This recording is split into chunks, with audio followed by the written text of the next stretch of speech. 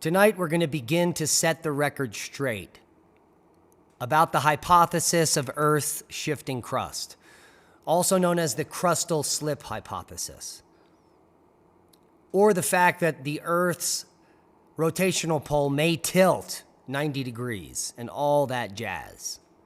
And it all began, well, first let's talk about World in Peril, a very hard to get book that documents the entire Nanook project. Project Nanook was led up by Major Maynard E. White. He was commander of the 46th 72nd Recon Squadron. And on the 3rd of June, 1946 through the 12th of August, 1948, they went up into the Arctic region for Project Nanook. And we'll get to that in just a moment. But his son, Ken White, wrote the book World in Peril, the origin, mission, and scientific findings of the 46th 72nd Reconnaissance Squadron. And a lot of people used the information from Project Nanook to speculate on what was happening geologically on Earth, because some of the scientists found up during the project in the 1940s, the late 1940s, was, well, mind-blowing to the scientists at that time. But with today's peer-reviewed literature and all the science since then, it's quite clear that many of the people on Project Nanook had no idea what they were looking at. None whatsoever. And then come the crazy theories. Charles Hapgood, An Earth's Shifting Crust, came out in 1959, and we're going to link you to the full PDF below this video. And everything else that we talk about will be linked, including the Adam and Eve story by Chan Thomas, which came out 4 years later in 1963. Now, both of these books describe a catastrophic shifting of Earth's crust, and it was all based on the information gained from Project Nanook. Now, it didn't stop there. Charles Hapgood had another book called The Path of the Poles in 1970 to follow it all up. But what we're going to do is we're going to dive into the book World in Peril, and over the next 3 podcasts, we're going to cover 3 key chapters. And those chapters are chapter 28, 29, and 30. And let's pull up what the titles of those chapters are. So chapter 28 is Clues to a Cataclysm. Chapter 29 is Polar Wander. And then chapter 30 is The Flip of the Earth. And we're going to break these down one chapter at a time. Now, all this information coming out from Hapgood and Chan Thomas, all that information came from Project Nanook. Yeah.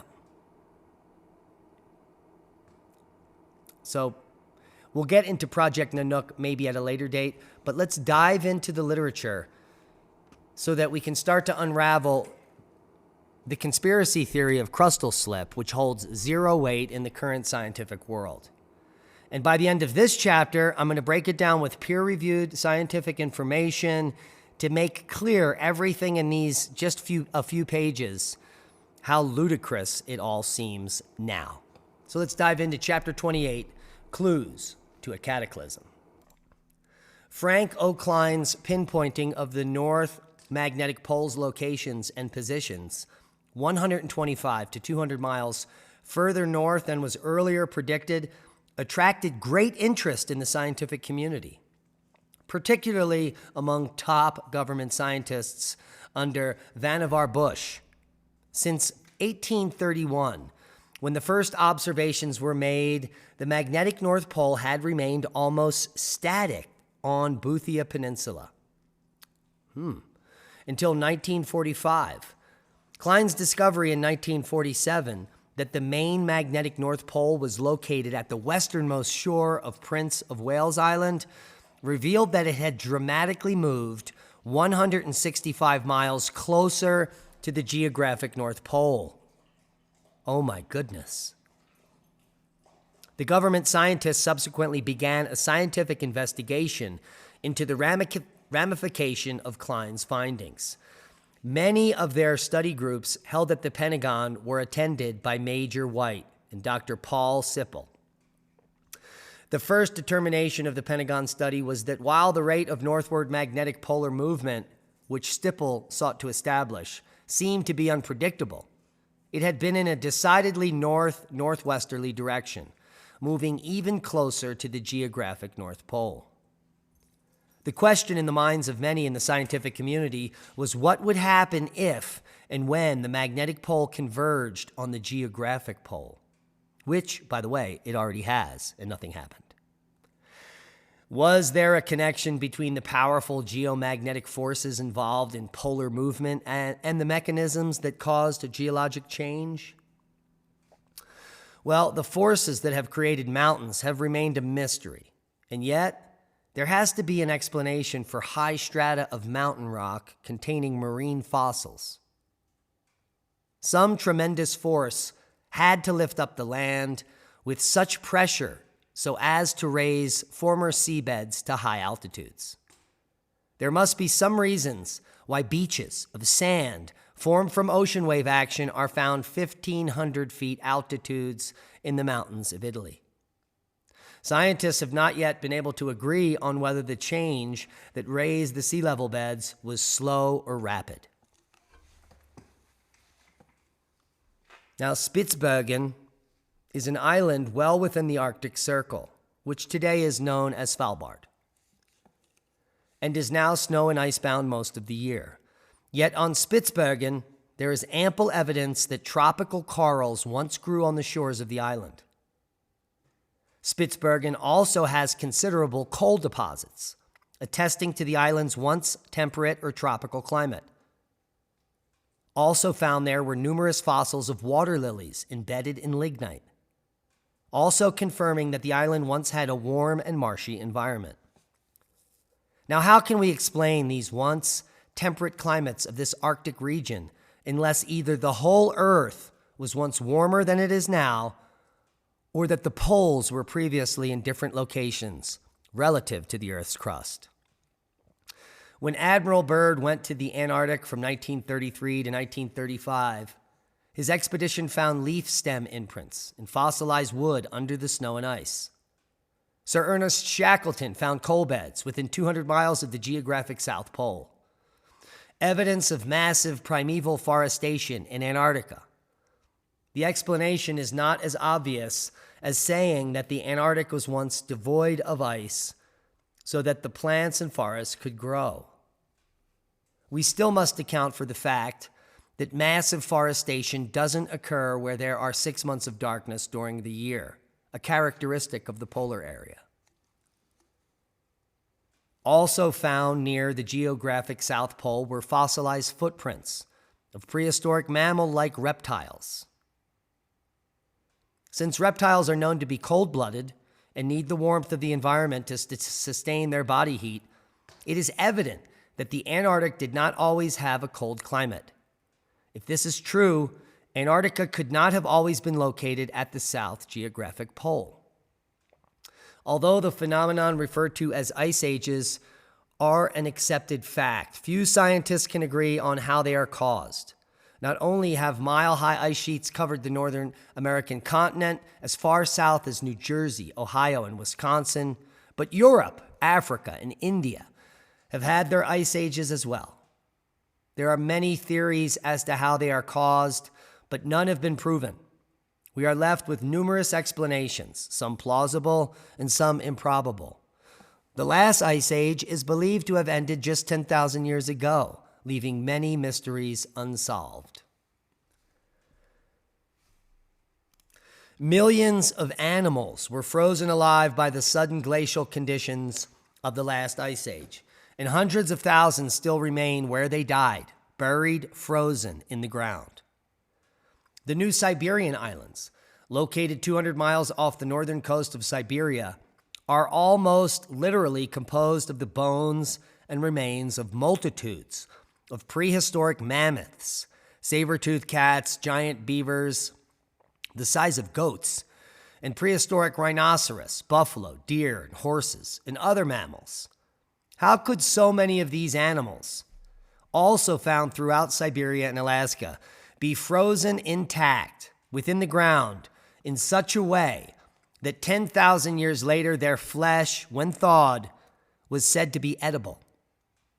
Indeed, at one Russian scientist's banquet at Moscow Academy of Sciences in the 1930s, the main course consisted of quite delicious mammoth steaks. And another question is how the tundra of northern Siberia and Alaska could have supported such large populations of prehistoric animals unless the Arctic once had a temperate climate with lush vegetation. Now, it is well known that tree rings are a measure of tree growth over annual seasons. Why then do prehistoric frozen trees unearthed in Spitsbergen, Norway, have no rings? Only if there were one season in Spitsbergen would the trees have no rings. But the only place on Earth where there are no seasons is at the equator. And if Earth's equator once passed through or near Spitsbergen, then it is obvious that the relatives to Earth's crust, the Earth's geographic poles, would once have been in different locations than they are now. What caused their apparent shift?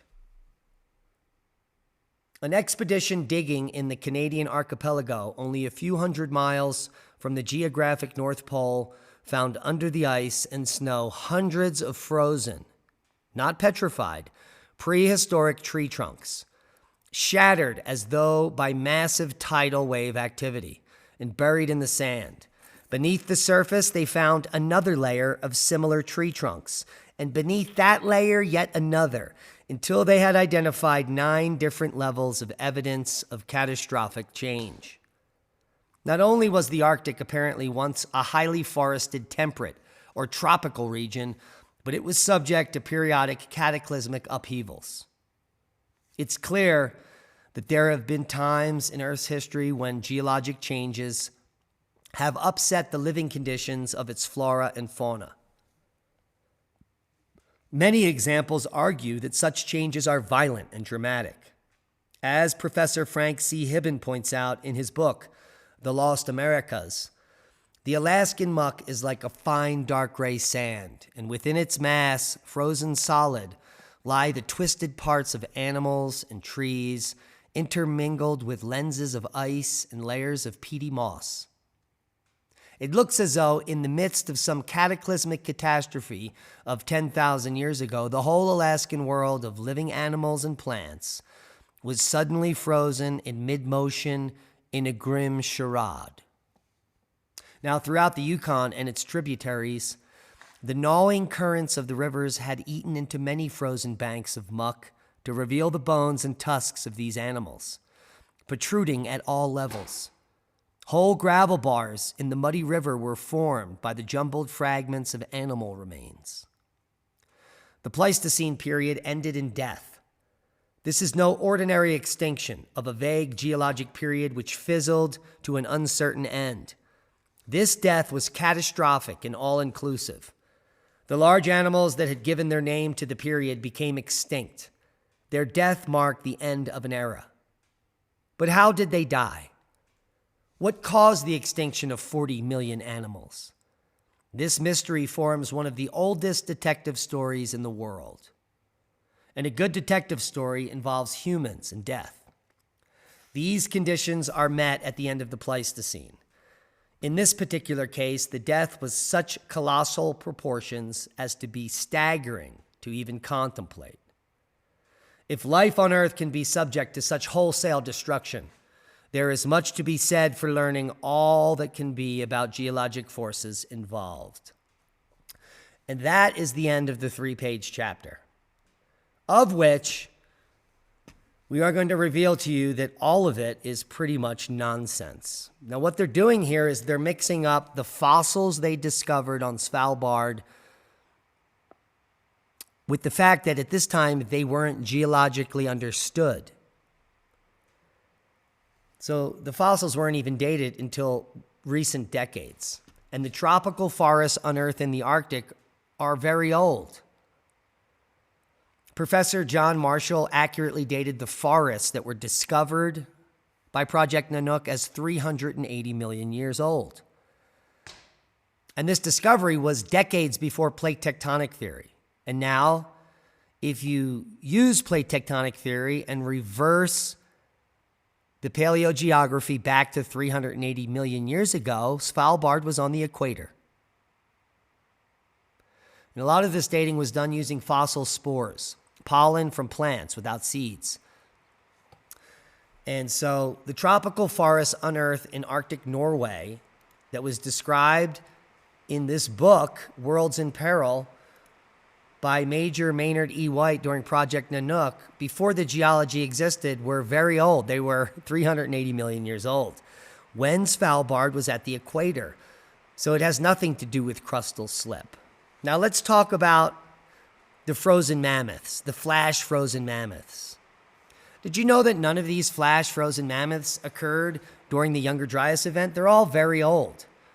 Some of the oldest ones, here's a near-perfect 30,000-year-old baby woolly mammoth discovered in Yukon's Klondike goldfields with the skin intact. It looks pretty fresh. It's not even the oldest mammoth. Some of the oldest flash-frozen mammoths that are still frozen when they are uncovered are over 45,000 years old. Now, what does this reveal to you or me? It reveals that even though we've had major climate shifts in the last 45,000 years, in fact, the Neanderthals went extinct, we had the Younger Dryas event, we ended the Ice Age, we've been in the Holocene, that these specimens have been frozen for the entire time. So there's no way the Arctic can shift into the equator in the last 45,000 years. There can be no crustal slip. These frozen carcasses of mammoth have to remain in the Arctic for all of the last 45,000 years, or they would have melted. So the crustal slip hypothesis is losing weight. And the coal beds that are found in Antarctica, and even here in Svalbard or Spitsbergen, they're Triassic. They're hundreds of millions of years old. They're not recent. And let's talk about the muck.